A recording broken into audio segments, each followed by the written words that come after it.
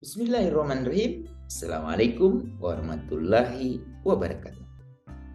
Apa kabar ayahanda dan bunda hari ini?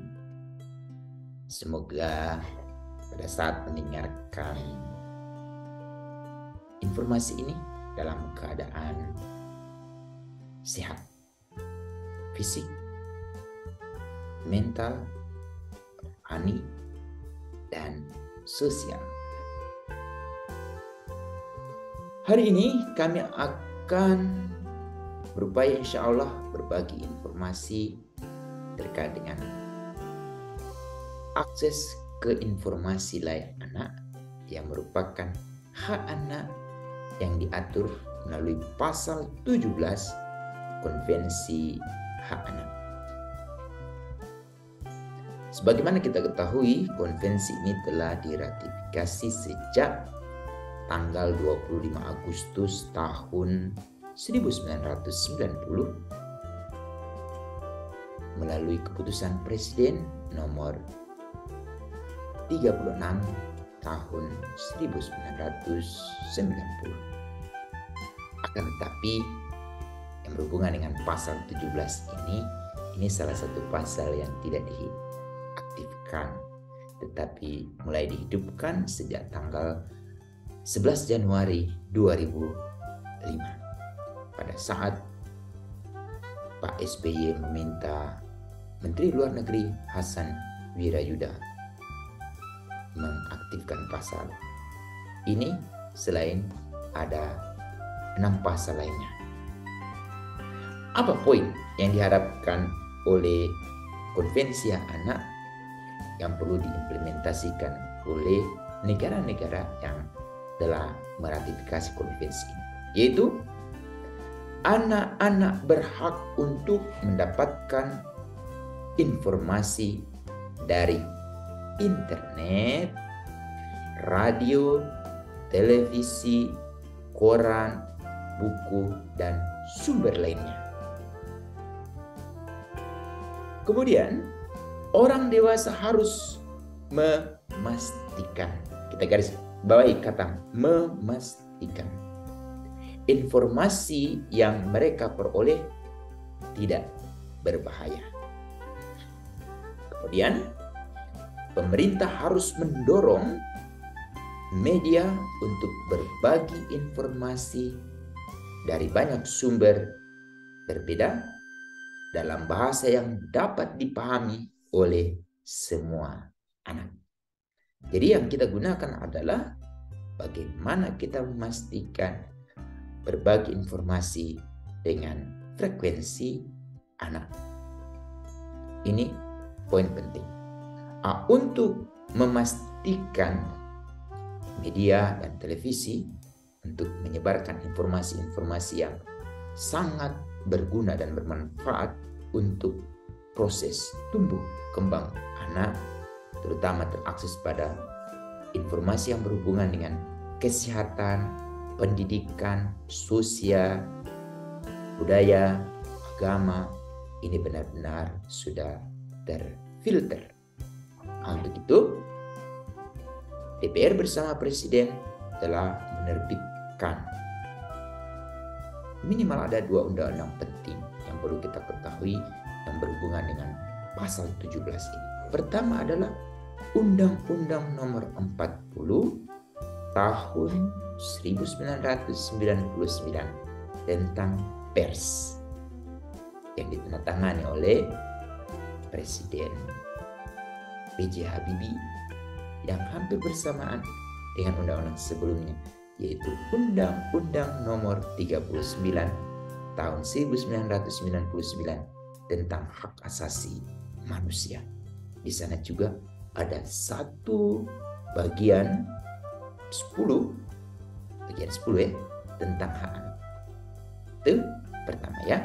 Yang kedua adalah Undang-Undang Nomor 32 Tahun 2002 tentang penyiaran yang kemudian melahirkan sebuah komisi independen atau lembaga negara independen, yaitu Komisi Penyiaran Indonesia, yang berharap mereka harus selalu memastikan informasi yang disebarkan oleh televisi dan radio itu benar-benar sudah aman untuk dikonsumsi oleh anak. Tapi bagaimana hari ini? Disinilah tantangan bagi kita. Untuk itu Kementerian Komunikasi dan Informatika berupaya untuk memperkenalkan konsep atau kebijakan yang perlu, kalau boleh kita harus perhatikan, kita telaah, kita laksanakan, lalu kita saling menjaga. Apa itu? Terkait dengan internet sehat. Lalu kemudian media digital, melek media. Di melek media diharapkan ada pengetahuan baru, keterampilan baru, tapi yang kita harapkan adalah sikap yang terbentuk pada setiap anak, orang tua, dan guru. Di mana anak, orang tua, dan guru itu selalu mendiskusikan apabila mereka terakses pada sebuah informasi atau hal-hal yang berhubungan dengan hal tersebut. Mereka harus tahu siapa yang memproduksi informasi tersebut dan siapa yang menyebarkan informasi tersebut, berikut dengan siapa pemilik dari lembaga-lembaga penyiaran dan lembaga-lembaga yang menerbitkan informasi tersebut. Dengan mereka memiliki pengetahuan tentang itu, mereka akhirnya akan memiliki keputusan apakah menerima informasi tersebut. Kalau toh harus menerima, apa manfaat terbesar yang mereka peroleh dari situ. Kalau yang manfaatnya lebih besar daripada mudaratnya, kemungkinan dia akan. Tapi sebaliknya, lebih banyak mudaratnya daripada manfaatnya, buat apa usia akan sia-sia untuk terus terpapar dengan informasi tersebut. Itu yang pertama. Yang kedua adalah untuk memastikan ada kemampuan pada diri anak, dan ini selalu diingatkan oleh setiap orang tua dan guru bahwa apa yang mereka lihat yang berhubungan dengan kekerasan, pornografi, intoleransi itu hanya sampai pada pemikiran mereka, tetapi itu tidak boleh terekspresi melalui mulut dan tangannya, karena itu akan merugikan mereka. Dan ketiga informasi itu hanya menjadi pengingat bagi diri mereka agar mereka tidak melakukan hal yang serupa yang telah dilakukan oleh orang-orang yang tidak memiliki rasa kemanusiaan. Ini menjadi penting sekali. Tapi juga yang perlu kita bangun, Ibu Bapak, untuk membangun atau memberikan informasi atau membentuk seseorang untuk mau melakukan hal-hal yang tadinya tidak terbiasa menjadi biasa, itu membutuhkan sosialisasi minimal sehari 5 kali selama 3 tahun dengan total 5.475 kali. Lalu kemudian tugas orang tua selalu mengikutkan pada saat memberikan informasi itu adalah selalu kabar gembira dan peringatan. Dan ibu bapak perlu ketahui, melalui peringatan ini tidak cukup hanya sekali, tapi 5.475 kali. Melalui pendekatan behavior change communication. yang di sana bahwa semua orang merugi kecuali adalah orang yang selalu memperingatkan dalam rangka kebaikan dan kesabaran. Poin penting terkait dengan bagaimana melek digital ini menjadi pilihan kita, dan untuk memastikan setiap anak memiliki kesadaran untuk selalu bertanya bahwa pada saat dia mendapatkan informasi, siapa yang membuatnya, siapa yang memproduksinya, dan siapa yang menyebarkannya. Kalau dia sudah tahu itu semua, kita berharap campur tangan Tuhan untuk membukakan hatinya dan memfilter hal-hal yang negatif untuk tidak disebarluaskan melalui mulut dan tangannya kembali. Untuk itu, apa yang perlu kita perhatikan terkait dengan pasal-pasal lain? Berhubungan dengan pasal 17 ini, kuncinya ada pada orang tua. Pasal 5, parenting, tentang melek digital menjadi penting sekali. Kedua, pasal 9, ibu bapak, ayah ibu yang sudah berpisah, pasti yang dirugikan adalah anaknya itu sendiri. Sehingga kalau boleh, demi anak kita tidak berpisah. Kemudian terkait dengan pasal 15, pasal 13, pasal 16, lalu pasal 18 tentang tanggung jawab orang tua. Tapi yang menarik adalah pasal 19. Pasal 19 ini berhubungan dengan kekerasan. Ada 4 bentuk kekerasan: fisik, psikis, seksual, dan penelantaran.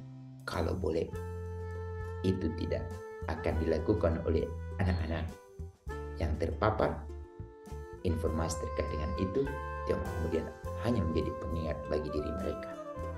Kemudian pasal 28 berhubungan dengan pendidikan, terutama mempromosikan pendidikan yang terbaik itu di mana. Lalu pasal 29 berhubungan dengan tujuan pendidikan. Ini yang harus disebarkan oleh media, yaitu tujuan pendidikan sesungguhnya adalah membangun karakter anak, hargai hak asasi orang lain, lalu membentuk rasa hormat anak terhadap orang tua, identitas budayanya, keunggulan budaya lain, keunggulan bangsa lain, lalu dia akan menjadi individu yang bertanggung jawab untuk lingkungannya dalam rangka mewujudkan perdamaian dunia. Ini jadi sangat penting untuk kita ketahui semua. Lalu ada hal-hal pembatas, kalau boleh itu dipastikan oleh media, yaitu jangan sampai anak-anak yang berkonflik dengan hukum itu disebarluaskan informasinya. Kemudian ada anak-anak yang dieksploitasi oleh media melalui testimoni, wawancara, atau ingin membongkar sebuah kasus. Akhirnya anak di sana terbongkar privasinya atau identitasnya. Tapi yang paling penting juga ini kewajiban dari mereka penyelenggara media agar hak anak untuk mendapatkan informasi yang layak, terutama bagi anak-anak yang ada di kelompok minoritas atau ada terpencil, terluar, terdalam, itu mereka terakses pada media yang memberi ruang untuk mereka mengetahui berbagai hal dengan menggunakan bahasa yang mereka pahami, terutama menggunakan bahasa mereka itu sendiri. Ini menjadi menarik ya. Demikian, semoga apa yang kami sampaikan terkait dengan pasal 17 ini bermanfaat, dan kita berharap nanti akan lahir anak-anak yang selalu memfilter, memilah informasi-informasi apa saja yang mereka terima sebagaimana yang dikehendaki di dalam surat Al-Huzarat ayat ke-6. Demikian, Assalamualaikum warahmatullahi wabarakatuh.